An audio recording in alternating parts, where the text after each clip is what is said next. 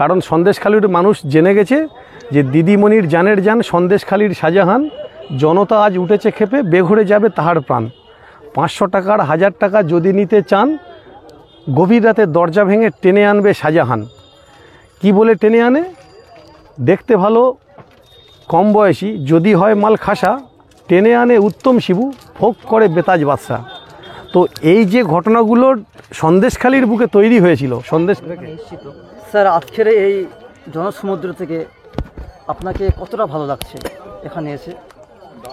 মানে এ তো বলার কোনো ভাষা নেই যে জয়নগরের মানুষ এত উৎফুল্ল, এত সক্রিয়ভাবে, এত আনন্দের সহিত আজকে নওশাদ ভাইয়ের জনসভায় দলে দলে মানুষ এসে যোগ দিয়েছে। আমরা ইন্ডিয়ান সেকুলার ফ্রন্ট দক্ষিণ চব্বিশ পরগনা জেলা কমিটির পক্ষ থেকে জয়নগরের মানুষকে কৃতজ্ঞতা, সালাম, ভালোবাসা জানাই। আমরা আরও চাইব যে জয়নগরের মানুষ আমাদের জয়নগরের যিনি প্রার্থী মেঘনাথ হালদারকে দুহাত ভরে আশীর্বাদ করবে, তাকে পার্লামেন্টে যাওয়ার পথ সুগম করবে। এই আশা এবং ভরসা জয়নগরের মানুষের উপরে আমরা রাখি।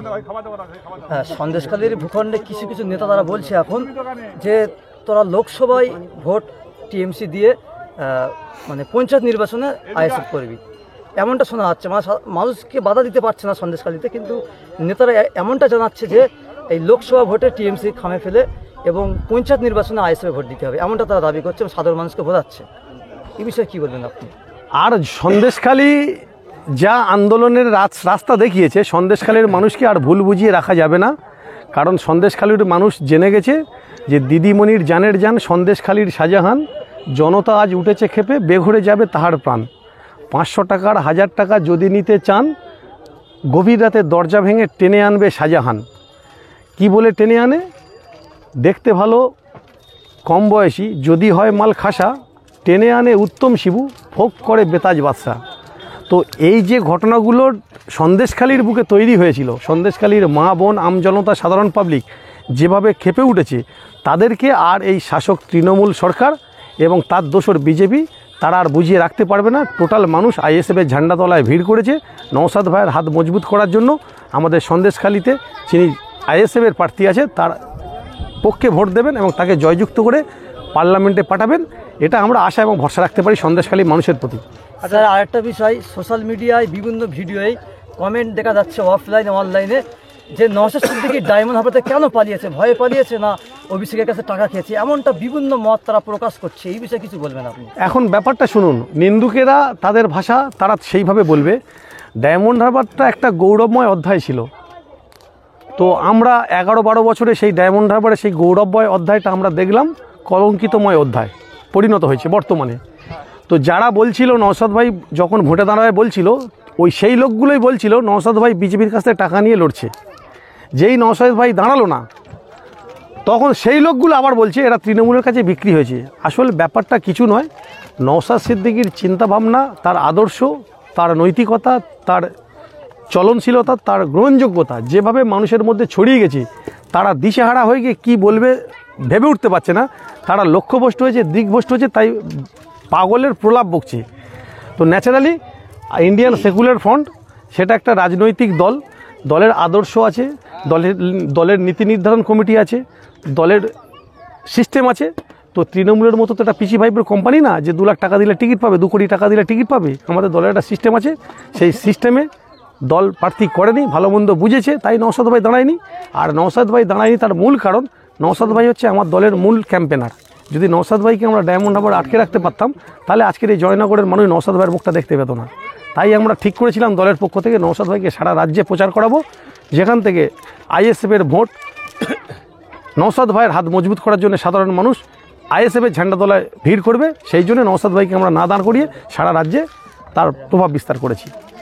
আচ্ছা, একটা ছোট প্রশ্ন, সেটা হচ্ছে যে টিএমসি 500 টাকা লক্ষ্মীর ভাণ্ডার দিচ্ছে, কিন্তু আইএসএফ কত দিতে পারে বলে আপনার মনে হয়? না, আমরা ওই প্রতিশ্রুতি আমরা দিই না। আমরা আইএসএফ যারা করি, আমরা আইএসএফ যারা নেতৃত্ববৃন্দ, আমাদের মূল বক্তব্য হচ্ছে আপনারা আইএসএফ করুন, মাথা তুলে বাঁচার অধিকার আইএসএফ দেবে। আমরা ওই 500 টাকা আইএসএফ কেন করবে একটু বলবেন স্যার? আইএসএফ কেন করবে মানে আপনারা মাথা তুলে বাঁচার জন্য আপনাকে আইএসএফ করতে হবে। এলাকার যা সন্ত্রাস, এলাকার যা চোর ডাকাতের উৎপাত, এলাকার যা কাটমানি থেকে শুরু করে তৃণমূলী সন্ত্রাসবাদ, এই সব থেকে বাঁচতে আইএসএফ তারা করতে হবে। কেন? আইএসএফের লড়াই শুধু তৃণমূলের বিরুদ্ধে নয়, আইএসএফের লড়াই তৃণমূলের বিরুদ্ধে, আইএসএফের লড়াই বিজেপির বিরুদ্ধে, আইএসএফের লড়াই তৃণমূলের বাইক বাহিনীর বিরুদ্ধে, আইএসএফের লড়াই তৃণমূলের 14 সুদের বিরুদ্ধে, সর্বোপরি আইএসএফের লড়াই পশ্চিমবঙ্গ পুলিশের বিরুদ্ধে, যারা তৃণমূলটাকে এগিয়ে নেওয়ার জন্য মূল চালিকা শক্তি হিসেবে পুলিশ ব্যবহৃত হচ্ছে, পশ্চিমবঙ্গ পুলিশ, সেই পুলিশের বিরুদ্ধে আইএসএফের লড়াই। ঠিক আছে।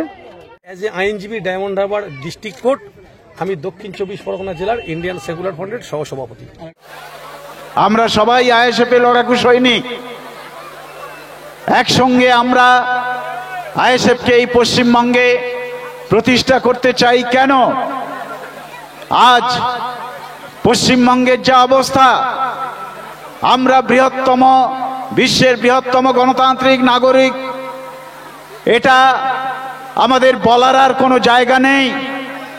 গণতন্ত্র এখানে এমন প্রহসনে পরিণত হয়েছে, গণতন্ত্রকে এমনভাবে কবর দেয়া হয়েছে, নির্মমভাবে জীবন্ত কবর দেয়া হয়েছে। সেই কবর খুঁড়ে আইএসএফ গণতন্ত্র তুলে এনে গণতন্ত্রকে পুনঃপ্রতিষ্ঠা করতে চায়। আপনারা সাথে থাকবেন তো?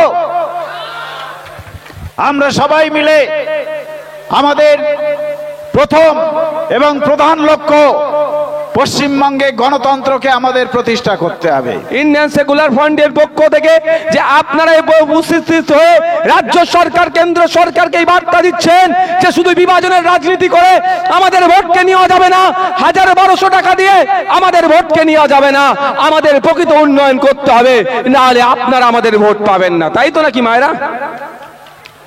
1000 টাকা 1200 টাকা আপনার হাতে ধরাচ্ছে, কিন্তু দুঃখের বিষয় এই ফুটফুটে বাচ্চাগুলোকে যারা কোলে নিয়ে আছেন বা পাশে নিয়ে বসে আছেন, তারা যে প্রাইমারি স্কুলে যায়, একটু খোঁজ নিয়ে দেখুন আপনাদের বাচ্চাগুলো যেখান থেকে বুনিয়াদী শিক্ষা অর্জন করে, যেখান থেকে ভিত তৈরি হয়, সেই সমস্ত শিক্ষা প্রতিষ্ঠানে খোঁজ নিয়ে দেখুন। আপনাদের এলাকার যে প্রাইমারি স্কুল আছে, আপনাদের বাচ্চারা 300-400 বাচ্চা যে সেখানে পড়াশোনা করে, কিন্তু দুঃখের বিষয় 3 থেকে 4টে টিচার। ফলে কি হয়? যে টিচার এসে তালা খুলছেন, সেকেই গ্রুপ ডি এর ভূমিকা পালন করতে হচ্ছে, তাকেই ঘন্টা মারতে হচ্ছে, তাকেই প্রেজেন্ট করতে হচ্ছে, তাকেই মিড ডে মিলের দায়িত্ব দেখতে হচ্ছে। ফলে আপনার আমার বাচ্চারা যারা প্রাইমারি স্কুলে গিয়ে পড়াশোনা করছে, আমার আপনার অত অর্থ নয়, বেসরকারি স্কুলে দিয়ে মাস গেলে 10,000 টাকার ফিস মাইনে দিয়ে আপনার আমার সন্তানগুলোকে আমরা পড়াবার মতো আমাদের সামর্থ্য নয়। আপনার আমার সন্তানগুলো প্রাইমারি স্কুলে যাচ্ছে, সেখানে শিক্ষকের অভাবের ফলে যখন বাড়ি আসছে আমরা হয়তো বুঝতে পারছি না, কিন্তু এদের ভবিষ্যৎগুলোকে ধ্বংস করে দিচ্ছে এই রাজ্য সরকার। তাই বলবো, আওয়াজ তুলুন।